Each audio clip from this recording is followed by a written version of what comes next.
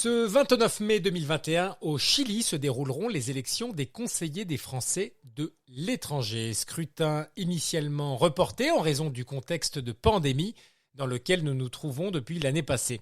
Évidemment, cette situation ne doit pas pour autant sonner l'arrêt complet de la vie citoyenne et électorale, bien au contraire peut-être. Pour tenter de pallier aux difficultés que nous impose le statu quo, la Z, Web Radio des Français d'Amérique latine, a proposé aux têtes de liste de participer à la réalisation d'un format radio original avec pour préoccupation encourager la citoyenneté de nos compatriotes. La Z, dans un souci d'impartialité, offrira donc à chaque candidate, puisqu'elles ne sont que des femmes têtes de liste, ici au Chili, 20 minutes ou un peu plus d'enregistrement chacune. 5 thématiques leur seront proposées, chaque fois les mêmes, afin qu'elles puissent faire entendre leurs positions, leurs convictions, leurs sentiments au regard de notre société et au fond, bien sûr, convaincre les électeurs français du Chili. À chaque fois, 3 minutes maximum leur seront allouées pour chacun des 5 thèmes suivants. Premièrement, la place et le rôle de la France et des Français à l'étranger et au Chili en particulier. Deuxièmement, le terrorisme dans le monde et en France en particulier. Troisièmement, les crises économiques, des subprimes au post-Covid. Quatrièmement, l'éducation et la mondialisation. Cinquièmement, le changement climatique. Nous conclurons par 3 minutes supplémentaires afin qu'elles puissent s'exprimer plus librement quant à leur programme. Julie Fouard, bonjour. Bonjour Ludovic. Vous êtes tête de la liste En Marche avec les Français du Chili pour la circonscription du Chili. Merci à vous d'avoir accepté notre invitation. Un grand merci pour avoir formulé l'invitation. Avant de commencer avec les thématiques citées ci-avant, un petit rappel des attributions ici en jeu. Les conseillers des Français de l'étranger ont pour mission d'être des élus locaux et de proximité qui connaissent, soutiennent et représentent les Français de l'étranger auprès de l'ambassade et du consulat. Élus au suffrage universel direct pour un mandat normalement de 6 ans mais qui se limitera à 5 pour cette mandature en raison des bouleversements dus à la pandémie, ces élus siègent au conseil consulaire et sont chargés d'émettre des avis sur les questions inhérentes à la vie quotidienne des Français de l'étranger. Consultés pour toute question relative à l'emploi, la santé, l'apprentissage, l'enseignement ou encore la sécurité. Ces conseillers des Français de l'étranger ont à se prononcer par exemple sur les bourses demandées par les Français pour étudier dans les lycées français, ainsi que sur les subventions accordées aux associations ayant un lien avec la France ou la langue française. Dans le monde, ces conseillers sont au nombre de 447. Il est à noter qu'ils sont également chargés d'élire les sénateurs des Français de l'étranger. Ce rappel étant fait, je vous propose, Julie Fouard, de vous laisser la parole pour le premier thème, la place et le rôle de la France et des Français à l'étranger et au Chili en particulier. Vous avez 3 minutes. Merci Ludovic. Alors je commencerai sur ce premier sujet peut-être par une évidence, mais des fois il peut être bon de rappeler les évidences, qui est que les Français de l'étranger sont des Français à part entière, qui participent au rayonnement de la France partout dans le monde. Et leur éloignement du territoire national n'en fait pas des Français à part. Leurs voix, leurs préoccupations, leurs espoirs et leurs propositions doivent être écoutées et entendues.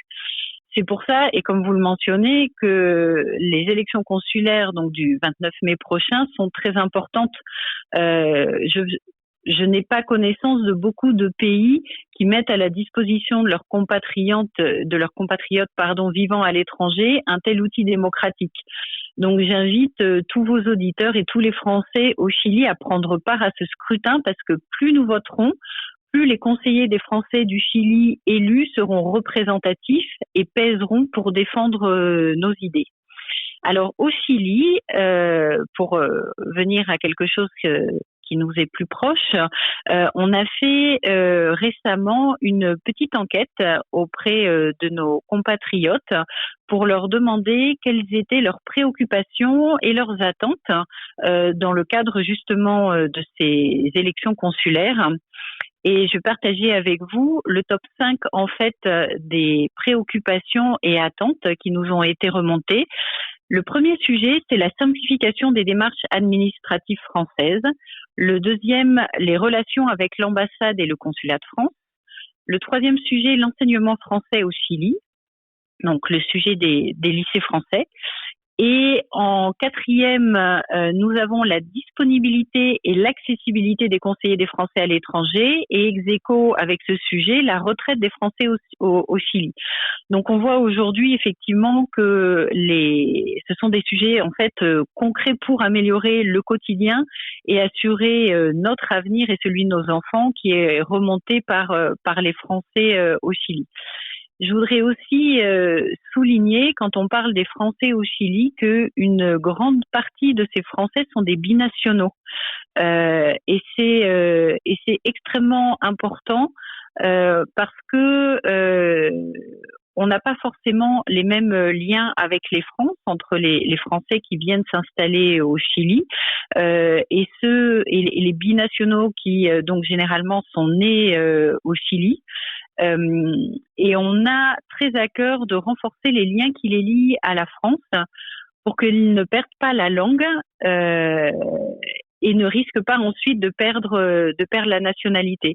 En fait, on se rend compte qu'il y a beaucoup de binationaux qui arrêtent de pratiquer le français. Le transfert de la langue se perd et en fait très facilement au bout de Je m'excuse de vous avoir coupé, mais les 3 minutes sont passées. Merci, j'espère que nous aurons l'occasion de revenir sur cette thématique qui, ma foi, est très intéressante. Deuxième thème, le terrorisme dans le monde et en France en particulier, une thématique qui inonde l'actualité depuis ces dernières années. Oui. Vous avez 3 minutes, Julie. Très bien. Alors là, je vais plus vous parler en tant que citoyenne, puisque le terrorisme est un sujet qui est assez loin des attributions des conseillers des Français à l'étranger que vous rappeliez en introduction, mais un sujet forcément qui nous touche tous en tant que citoyens. Et comme vous le dites, c'est malheureusement un sujet qui ne quitte plus l'actualité, avec bien sûr l'attentat très récent de Rambouillet, avec les pas beaucoup plus anciens sujets attentats à la basilique Notre-Dame de Nice ou encore bien sûr l'assassinat du professeur Samuel Paty qui avait bouleversé toute la communauté en octobre dernier et y compris au Chili. Que vous dire sinon que le terrorisme est un fléau et qu'il doit être bien sûr combattu le plus vigoureusement possible.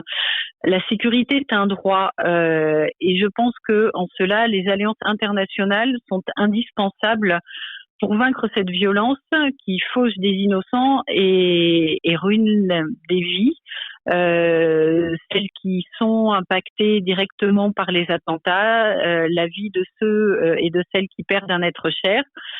Et face au terrorisme et au séparatisme, je crois qu'il faut aussi en appeler à toutes les forces du droit, à commencer par le principe de laïcité dont on parle beaucoup et les grandes lois qui l'ont mis en œuvre dans toute l'histoire de la République. Dans notre pays des libertés, il n'y a pas de place pour l'obscurantisme et la violence qui l'accompagne. Et je pense que c'est un sujet qui doit tous nous unir pour lutter contre le terrorisme en France, bien sûr, ce qui nous touche plus directement et au-delà partout dans le monde. Merci pour votre intervention. Évidemment, c'est un sujet qui est très vif dans tous les esprits. Le terme de terrorisme au Chili est utilisé pour une autre population. Ça touche ici en général la population mapuche. Vous auriez un mot à donner à ce sujet? Non, je me sens pas, très honnêtement, je me sens pas avec suffisamment de connaissances. C'est que le terrorisme, en plus, est toujours un sujet avec énormément de ramifications. Et sur ce qui se passe au Chili, j'avoue ma méconnaissance de toute l'histoire mapuche et de tout ce qui génère aujourd'hui cette situation. Donc, je préfère ne pas donner d'avis sans pouvoir le construire. Merci beaucoup pour votre réponse, Julie. On va passer au troisième thème maintenant, les crises économiques qui sont aussi partie du quotidien des Français, ici au Chili comme partout dans le monde. Des subprimes au post-Covid. Vous avez 3 minutes, s'il vous plaît. Alors, on l'a bien vu, l'économie mondiale s'est paralysée au fur et à mesure de la diffusion du virus. Et la crise du Covid me paraît plus brutale que celle des subprimes à la fin des années 2000. Plus brutale parce qu'elle nous affecte tous directement, économiquement bien sûr, mais aussi par la perte de repères qu'elle génère où que nous nous trouvions dans le monde. Alors moi, je suis entrepreneur. J'ai créé une petite entreprise avec mon mari il y a 7 ans, quand on est arrivé au Chili, plus de 7 ans même. Et ça fait, comme beaucoup, plus d'1 an que nous naviguons à vue, sans pouvoir nous projeter en fait, sans savoir ce dont l'avenir sera fait, même l'avenir très court terme. Et outre l'aspect économique, l'incertitude que génère cette crise est pour moi sans comparaison. Il est difficile de vivre sans savoir si nous. Alors, on a une petite boulangerie, donc pour nous c'est très compliqué de vivre sans savoir si on pourra ouvrir notre boulangerie demain, dans quelles conditions, si on pourra s'adapter à l'infini et surtout emmener nos équipes avec nous. Et encore, on a la très grande chance finalement dans ce contexte d'être un commerce dit essentiel. Ce qui est quand même ce qui nous aide beaucoup. Tout ce contexte en fait est un défi pour les modes de pensée et c'est certainement aussi le moment de repenser le rôle de l'entreprise dans notre société. Au-delà de ça, je dirais qu'en tant que Française au Chili, avec ma famille, je me sens plutôt préservée. Avec 360 000 Français rapatriés et un plan de soutien de près de 220 millions d'euros voté par le Parlement l'an dernier, avec les aides sociales, les bourses scolaires, les crédits à la l'AEFE ou l'aide médicale, je pense que ce sont des moyens assez inédits qui ont été consacrés aux Français de l'étranger par notre pays. Et à ceux qui se plaignent en cette période électorale, je demande de comparer avec les efforts consentis par d'autres pays, parce que la France est sans doute le pays qui, dans le monde, a fait le plus pour ses ressortissants à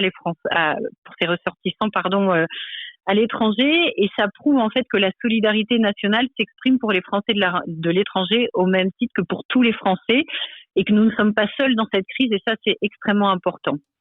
Après, de manière plus locale et personnelle, je trouve que c'est aussi dans ces moments que naît ou renaît l'entraide au sein des communautés, comme par exemple le projet de solidarité que nous avions lancé l'an dernier en tant que citoyens et dont nous avions d'ailleurs parlé rapidement sur votre antenne, Ludovic, et qui nous a permis de mettre en contact des dizaines de Français qui avaient besoin d'un coup de main avec ceux qui pouvaient les aider.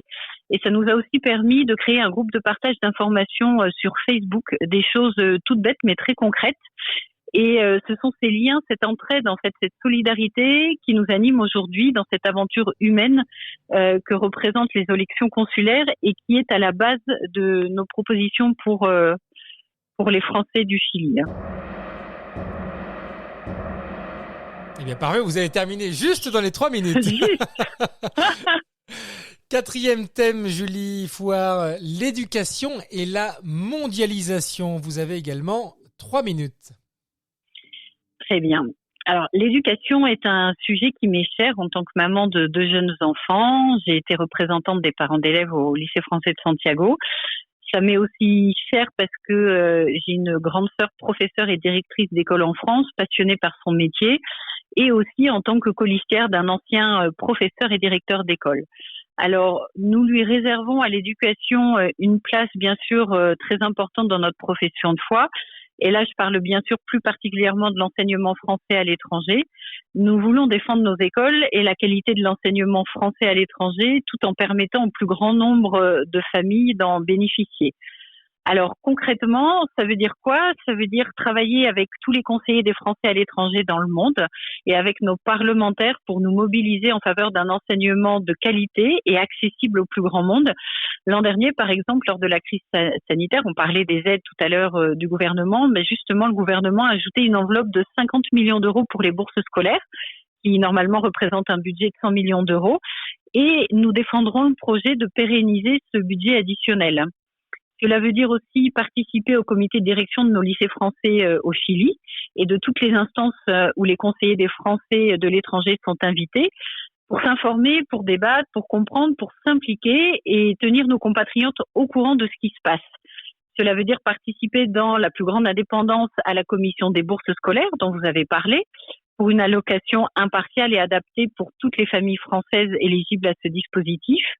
Cela veut dire aussi appuyer le développement de l'enseignement français à l'étranger avec les associations de parents d'élèves en les accompagnant dans leur croissance, la santé financière, un sujet aussi très important, notamment pour le lycée français de Santiago. La sécurité, bien sûr, surtout dans ce contexte, et en remontant ces enjeux aux membres du conseil d'administration de l'Agence pour l'enseignement du français à l'étranger. Au-delà des élections et de notre engagement en tant que liste sur ce sujet, j'ai créé à titre personnel une cause sur pourunecause.fr. C'est une plateforme qui propose de faire de nos combats personnels des actions collectives. La cause que j'ai créée s'appelle Pour un enseignement français à l'étranger de qualité accessible à tous. Et plus les causes recevront de soutien, c'est-à-dire plus elles feront de sens pour une majorité de Français, plus elles seront accompagnées et aidées pour les faire grandir et les rendre concrètes. Donc je vous invite tous à découvrir cette plateforme pourunecause.fr si vous ne la connaissez pas, à regarder les causes et à soutenir celles qui vous tiennent à cœur et bien sûr celles que j'ai créées si elles vous fait sens.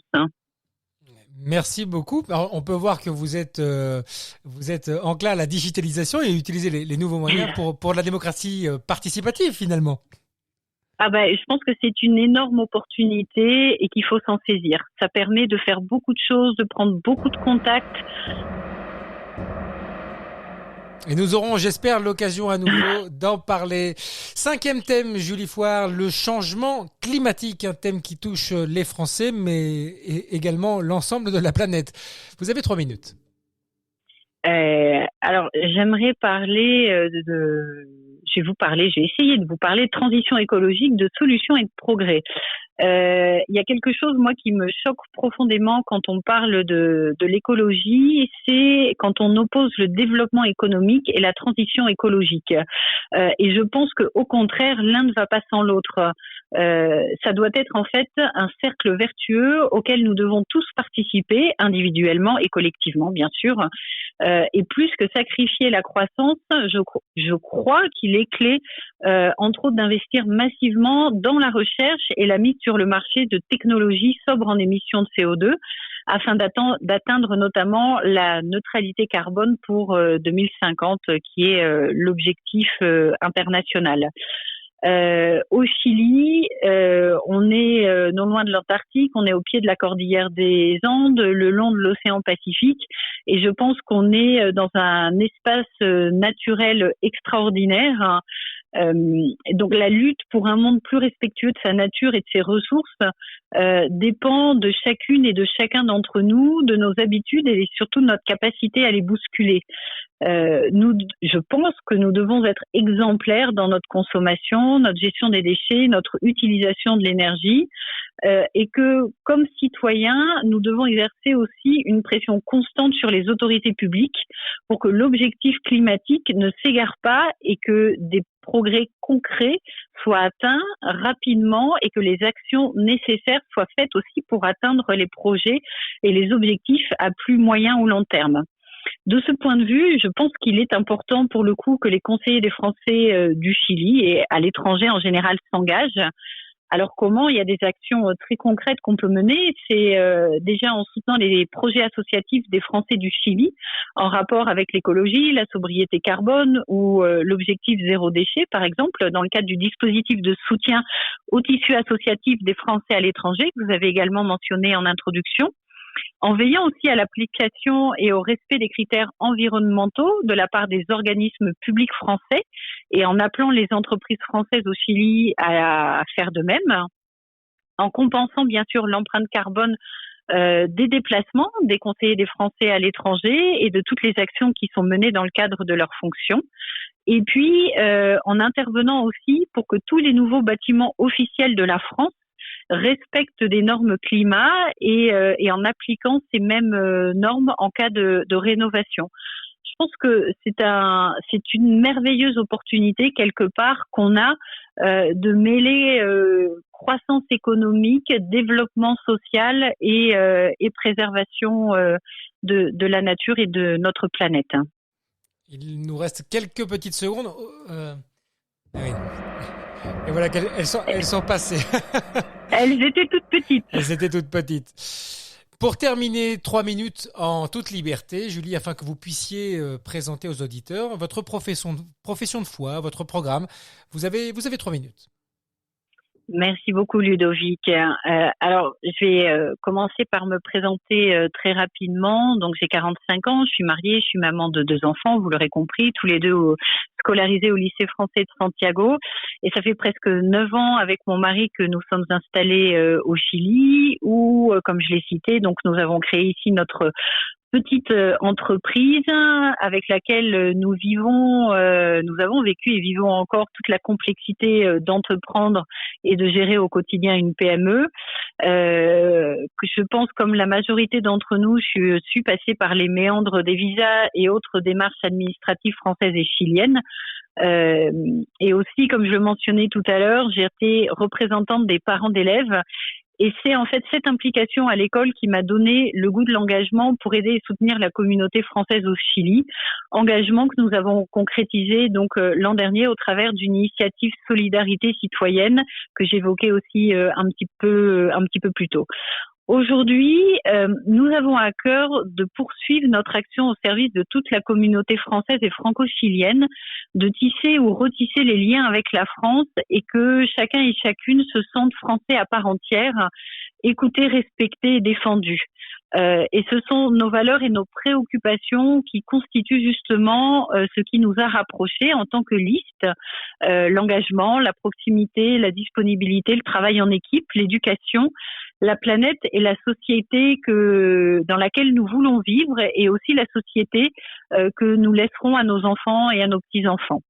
Alors, ce sont autour de ces valeurs qu'on a essayé de construire en fait notre profession de foi dans le cadre des élections, avec des engagements qui s'articulent autour de 3 piliers. Il y a un premier pilier qui est celui de la proximité, de l'écoute, de la disponibilité, de l'accessibilité. En fait, l'idée, c'est de développer une démocratie locale en organisation des rencontres citoyennes. C'est de tenir une permanence mensuelle ouverte à tous pour être accessible et surtout de communiquer, de dire ce qu'on fait. Voilà, tout ce qu'on engage, c'est de siéger dans toutes les instances dans lesquelles les élus des Français à l'étranger sont invités, et là aussi d'être transparent, d'informer régulièrement sur les actions menées. C'est aussi de porter la voix de nos compatriotes et d'être force de proposition auprès des élus nationaux que nous avons, députés et sénateurs, qui nous représentent, nous Français de l'étranger. Et c'est, on l'évoquait aussi, renforcer et retisser le lien avec la France en direction de la communauté franco-chilienne.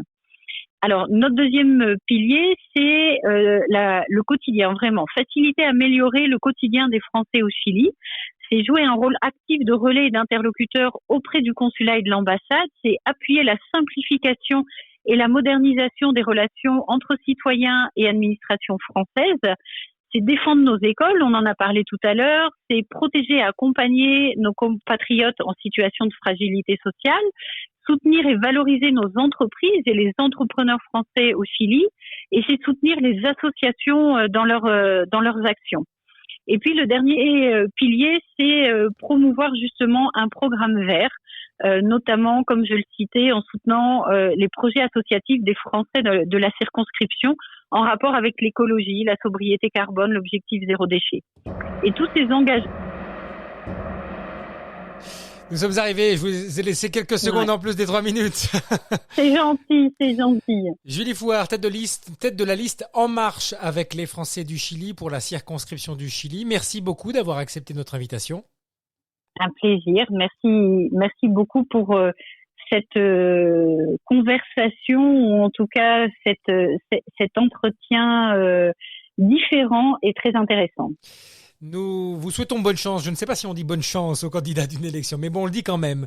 Merci également aux auditeurs et à tous ceux qui nous apportent leur soutien. La Z, l'école de la parole, c'est la web radio au service des Français d'Amérique latine. Alors n'hésitez pas à nous écrire et nous faire part de vos commentaires par mail zed.laradio@gmail.com ou via WhatsApp +56 9 42 44 60 02.